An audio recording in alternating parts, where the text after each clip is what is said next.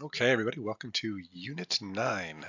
This is the second half of the counseling theories, and this one's going to focus more on the cognitive-based therapies. We spent some time in the first one doing more work around person-centered therapies. Um, kind of think of that as a bit more talk-based, and this is going to be a bit more, I guess you might say, concrete. It's going to be very cognitive, meaning brain based, and so it's a lot, as you'll see, of understanding how our thoughts and our behaviors and our emotions all interplay with each other. We mostly look at two parts, mostly cognitive behavioral therapy, or CBT as it's commonly known, and we'll incorporate a little bit of DBT, which is more popular in recent years, dialectical behavioral therapy. Okay. Well, I like warm-ups, so we'll be doing a warm-up. This particular one is going to have you thinking about how the different parts of your brain and your body interact with each other, so you can get a sense of stress responses and how just a reminder of things we've learned before of how everything kind of interplays, because that's going to be the key piece with CBT and DBT strategies is understanding the interplay between the parts of our body and at what points you can kind of get involved and make change, and at what points it's going to be very difficult to get involved and make change. I'm hoping when we watch this video in class, it's pretty short, that it won't require much explanation because I think we've spent some time already talking about the differences between stress and anxiety and why we need stress. We'll talk about in the video, and then following up, we'll talk about the stress response that just exists in all of us, and we'll also talk about toxic stresses. If you have ideas on what toxic stresses are. Nice job. We haven't talked about it specifically, but it'll go through it in the video, and you can think about toxic stresses as including an ongoing element as well. Okay, so just wanted to share a slide that goes into a bit more difference, or sorry, a bit more description on the differences between stress and anxiety. The short version of what you can read here, and I picked it because I think it's quite good, is that stress is when something matters to us. As it says, when something is at stake. Um, it's usually short term, and you can usually see the end of it. This is normal. You have stress about a test, you do the test, the stress disappears. When we're talking about anxiety, we're talking about when the stress does not disappear. We're talking about when it doesn't. Usually, two things to really watch for that'll tell you it's anxiety and not stress, and anxiety being much more problematic. The first being that you can't seem to get out of it. It continues after the events are over. And then the second one is an illogical thinking to it. So you might be saying, you might be using some flawed thinking that explains what would happen after something happens. And you might logically be able to understand that that's not actually what's going to happen, or it's not very realistic at all. However, it doesn't feel that way. Um, you might, like I've used an example before, you think the bear is going to walk in the classroom. Well, we don't live in North Van and we don't live by a dumpster, so pretty unlikely. But if you're still feeling that, even though you can logically understand it's not there, that's a sign of anxiety and not stress. Um, the the consistent, um, prevalent feelings of the stress are what really leads to the anxiety. And it usually carries some really uncomfortable physical symptoms as well. We feel a lot of these things in our gut. We'll talk about that in class a little bit too. You may have heard, like, just we've got more receptors in our body and our gut than anywhere else. That's why people often say, I can feel it in my stomach. Or what's your stomach telling you? Yeah, so we'll spend a bit of time talking about this because it does lead nicely into when we start looking at cognitive behavioral therapy. Okay, so welcome to Cognitive Behavioral Therapy, or CBT.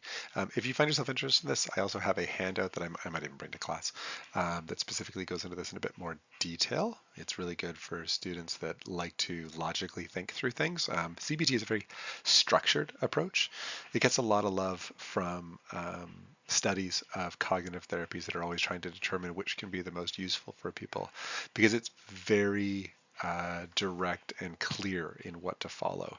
So that makes it easier. Something from when we did the more person-based therapies makes it more difficult is this idea that there's not always a clear path, and there's not always a next correct thing to say. CBT is much more structured, you'll see.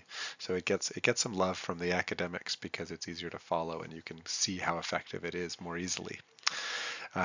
So thoughts, behaviors, as you can see, and emotions in the corner there, they all interplay between each other, and you can see the order that they mostly move in. Um, this understanding of ourselves is crucial to being able to do CBT well.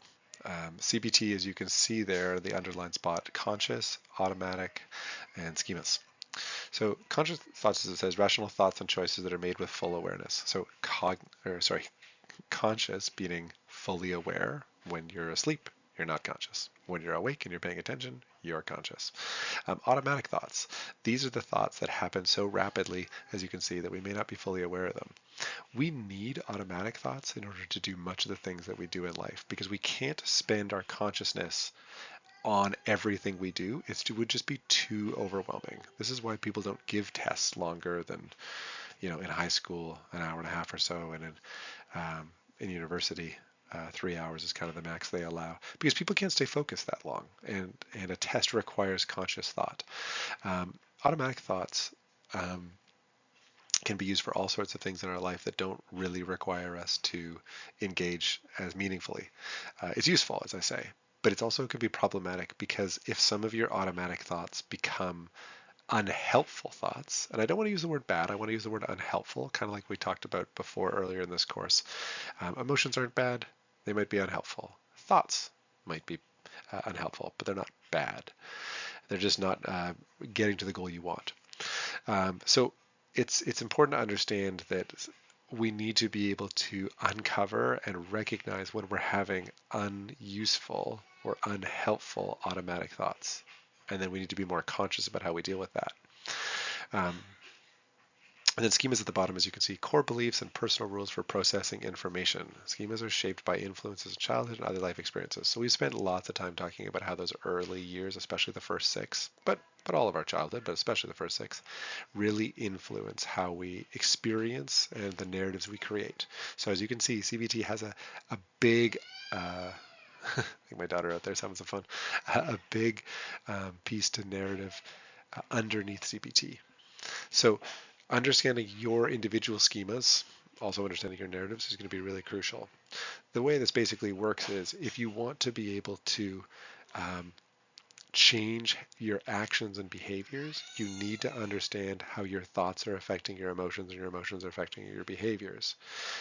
This is generally only really able to be done in moments where you have more consciousness and moments where you're not overwhelmed with anxiety. So in a panic attack, for example, it would be incredibly difficult to actually break down and get out of a situation. It would be a lot easier to do that after or before, if you're recognizing things becoming more anxiety producing, for example.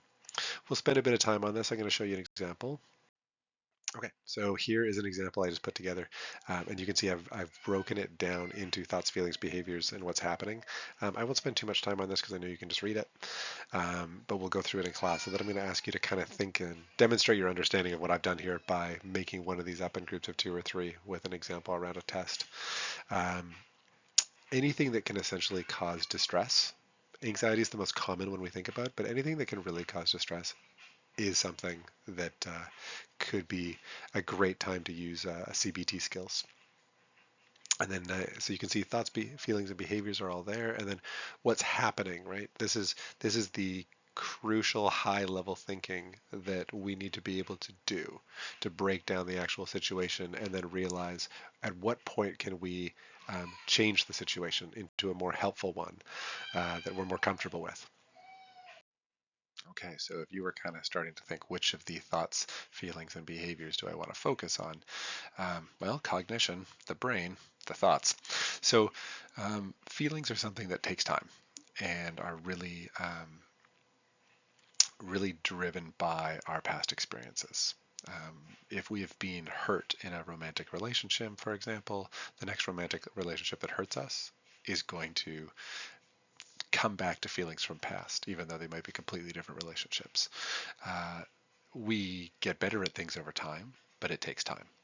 So feelings are difficult. Behaviors are also, they're the result of something. Think of this as like A plus B equals C, where thoughts is A, feelings is B, and behaviors are C. So thoughts and feelings are going to create the behaviors that we take. When people are saying, for example, in life, that behavior isn't helpful, or I need you to change your behavior. Well, people change their behavior when they can change their thoughts. They don't change them for any other reasons. If your thoughts and your feelings come to a specific outcome, then the behaviors will be that. So all of this to say, thoughts are where we really have to focus. So I'm going to show the next slide is going to give a couple examples, and then we'll do this in practice as a class. Okay, so we're talking about thoughts, and we're talking about retraining our brain. Here's a couple pathways that I took from a video. It might actually be the one we showed earlier. So just understanding how different thoughts come to different feelings and behaviors. So for example, if I said I'm so stressed out, I might have an emotional feeling response of just like despair, or just like really lethargic or unable to get up for it, just not excited at all. And my behavior is going to follow in suit, right? So my behavior, again, that A plus B equals C, is going to probably be an unhelpful behavior. I'm just going to refuse to engage. I'm not going to come off the couch, or I'm going to stay in my room, or I'm going to avoid trying things. Okay, path B. Spoiler, you probably guessed. It's the more helpful thought. So instead of saying I'm so stressed out, I'm saying my body is telling me I have something to face.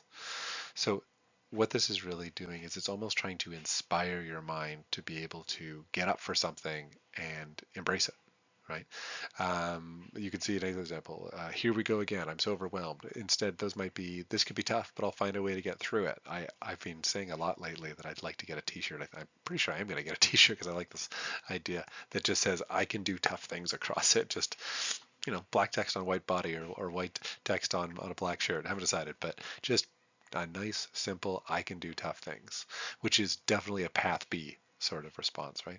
So those thoughts are going to determine our emotional responses, our feelings, and therefore our behaviors. So we'll do some examples in class as a group.